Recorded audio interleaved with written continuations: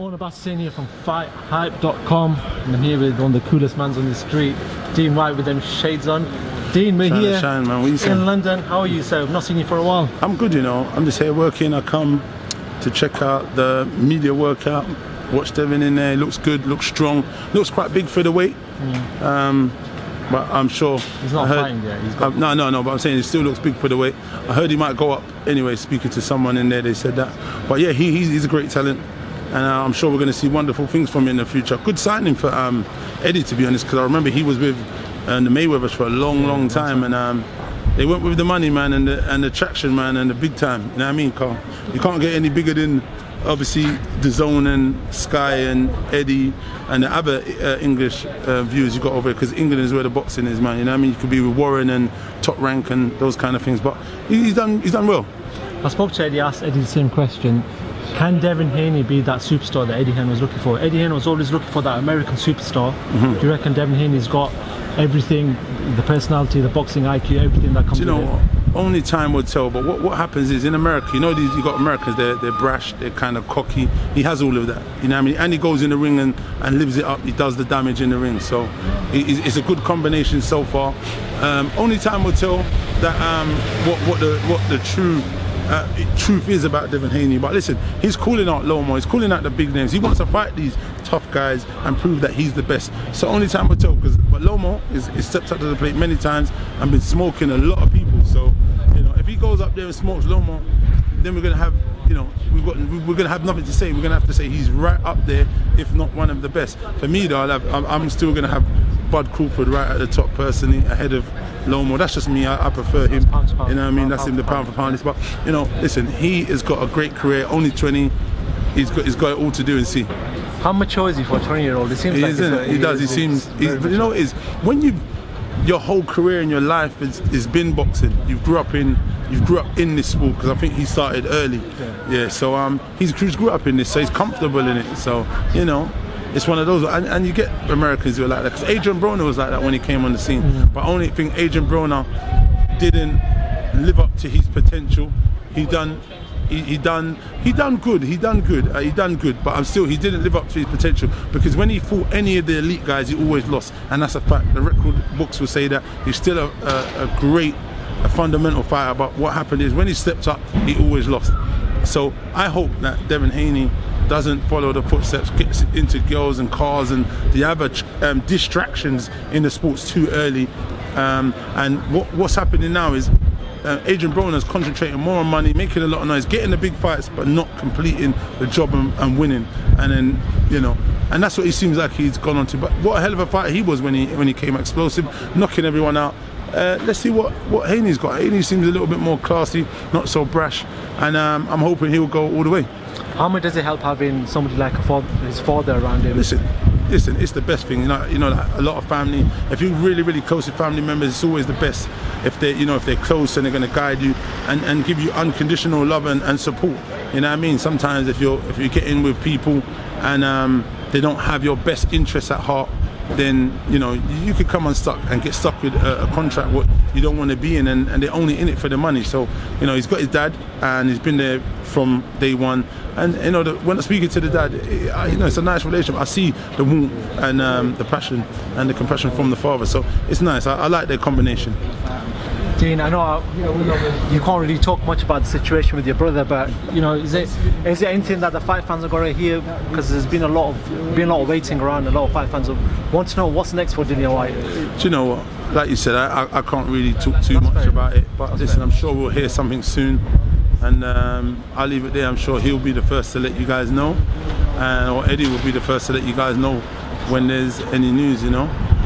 And obviously, I need to. Every time we want to talk about big fights. There's not much big fight then this weekend where Errol Spence is fighting Spence-Porter. I've got to ask your opinion on that fight, man. Well, how do you see that fight playing out? What a hell of a fight there is, man. That fight's going to be a great fight. You've got two top elite guys, unification match. I'm a big Errol Spence fan. He is a big, strong guy. He's very big for the weight. A lot of people say he's a weight bully. You know what I mean? He rehydrates very big. and comes in and kind of press the action. But as we saw against Garcia, he was the big guy, but he actually has boxing skills. He used his boxing IQ, used his jab, and just picked him up and gave him a boxing lesson. So come Saturday night, you're going to have Porter, who for me is like the real pit bull, you know, that comes forward and presses the action and throws crazy looping shots. And it's interesting. It's an interesting style of matchups, because obviously, are we going to see Spencer on the back foot trying to counter the pressing Porter and walk onto an uppercut, left hook or something like that? You know, like, I don't know. It's like I said, that's why we're going to have to watch and kind of find out. I don't know. I'm just as intrigued as everybody else, and I'll be tuning in because I want to see a great fight. I believe it will go the distance personally, because Porter is very tough and durable, and I think it'll be a tough fight for Spence, man. Listen, that Sean Porter does not stop coming forward, and he does not stop pressing the action. So I can't see it going any other way but a 12-round decision. And if I'm going to pick someone, I'm personally probably going to be leaning towards Errol Spence, because I'm a big fan of his, and I've gone to America on a few occasions to support and watch his fights, so I'm going to do that. But I'm still a big fan of Sean Porter as well. So credit to both guys, man, and may the best man win. I spoke to Devin Haney yesterday, and he sparred Sean Porter, but he still picked Errol Spence to win that fight. Sometimes he sparred who? There's footage of him sparring Sean Porter online as well. Yep. But he has sparred Sean Porter, and he picked Errol Spence to win the fight. I don't know if what that says, but you know, when somebody's been in the ring. No, but you know, like maybe I think Errol Spence is the bigger puncher. He's the bigger man. He's the superstar that everyone talks about. So you know, there's a lot of things going for him, and he's undefeated. And what you got to look at is Sean Porter's lost, so they know how to beat him. There is a remedy. There is a way to beat him. So people know, and he's lost a few occasions. So I think they're going to go with the favourite, who's undefeated, and obviously the bigger puncher. But you know, he's got a lot of experience. Sean Porter. He's fought everyone. He's boxed. He's done a lot of fights as an amateur. So you know, it's an interesting fight. I don't know what to say. Another fight I want to talk to you about is probably the #1 superstar in the world, Canelo-Alvarez. Jumping up another weight division, going up to 175 pounds now, and fighting Kovalev, who fought Anthony Odd last time. Talk to me about that fight. Main question I want to ask you is this the right time to catch Kovalev? It's an excellent time to catch Kovalev. I think Canelo, Golden Boy, those guys are ingenious at matchmaking and picking fights at the right time. What they've done, they've weight drained a lot of guys, brought them down and beat them and smashed them. What they've done, they've gone up in this instant and not I would say, I know they have actually fought the weaker champions, let's just put it out there, sorry about that, because they managed to get Rocky Fielding, which was sorry to say that Rocky, obviously they believed he was the weaker champion out of the other ones that was out there, and they managed to take that title, and they managed to take that title and get that belt, and now they're going up to fight a Kovalev that is on his way out. He's 39 years of age. Anthony Yard gave him a lot of trouble. If he had experience at that level, he would have got him out of there. Now you're going to see a man who's got immense experience of over 50 fights, who's seen it all and only been beaten by the pound for pound, one of the greatest to ever do it in Floyd Mayweather. So, and he's come on leaps and bounds since then. So, and when you're talking about a body puncher, you're not going to get no one who's nearly as good as him also at body punching, because he goes to the body with some super bad intentions, you know what I mean? So I have Canelo winning so convincingly with a mega stoppage, and that'll be the end of Canelo, I believe. Not Canelo, Kovalev, sorry, yeah. Do you want to see the third fight between Canelo and Triple G? Yeah, because I personally thought Triple G won the first one, and then the second one was probably close. It could have gone either way. So I want Triple G to get a win over Canelo personally. Sorry, because I feel they done him in the first fight. Okay. Money talks, bullshit walks. Yeah. Let's talk about somebody close to home, Anthony Joshua. Yeah. Fighting in Saudi Arabia against Andy Ruiz, trying to get his belts back. Talk to me about that rematch. How do you see that one playing out? Did you see enough from Anthony Joshua in the first fight to convince you that he can win the second fight, the rematch? He was doing okay. He was winning. Yeah. He was winning. He was using his jab. He was using the ring. He was winning. He didn't seem that settled in there, but he was winning. Okay. I like Anthony Joshua, UK fighter. done great for UK boxing, as I always say, and I'll continue to say. I believe that he'll go out there and make some slight adjustments. I think there's only slight adjustments he's got to make. It's only a short time. It's going to be difficult for him to plug them gaps what have been there for a while.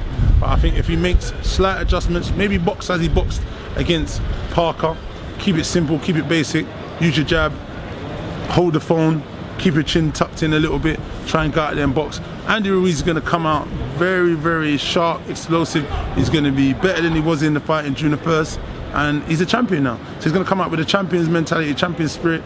They say your game rises 10% as you're a champion. He's going to come out with the hunger to say, listen, this wasn't a fluke. This wasn't a punch from the gods that won this. I'm a better fighter. I'm a better boxer than you. And I've got better knockout power. And I want to smoke you. That's what he's going to come with. So Joshua needs to be smart. Use his jab. Keep it boring. Keep it simple. Get the wing. Bring the belts back home, boy. Dean, finally, what's the latest with you? I know you're heavily involved in boxing management at the moment, and one of your boys fought the other week, Jack and Peters. Fought for the light heavyweight English title, so he's a champion. I've got my first champion there. Quite proud of myself.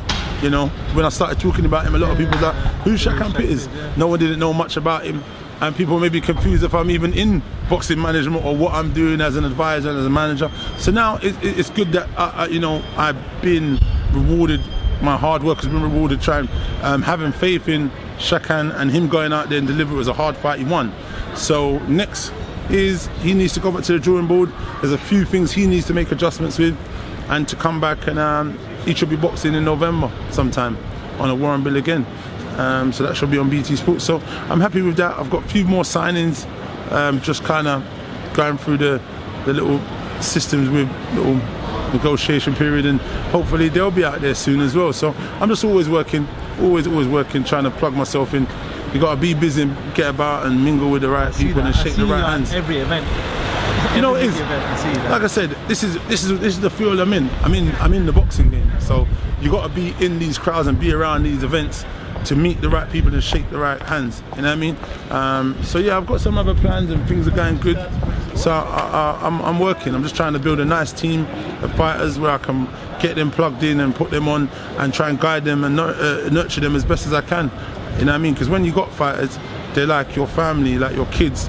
You want to take care of and guide them correctly. So that's what I look at. You know what I mean? Because you don't want to put your person in there and match them too early and get them hurt. I don't look at it that way. Some people might be different and just look at the money aspect. I don't look at it like that. I look at it like these will be my family. They're entrusting me to manage their career and guide them. I'm going to try and do the best I can. Cool. Dean Whyte, thanks very much. Appreciate the time as always. Thank you very much. Talk to FightHype.com. Appreciate that, bro. Thank you.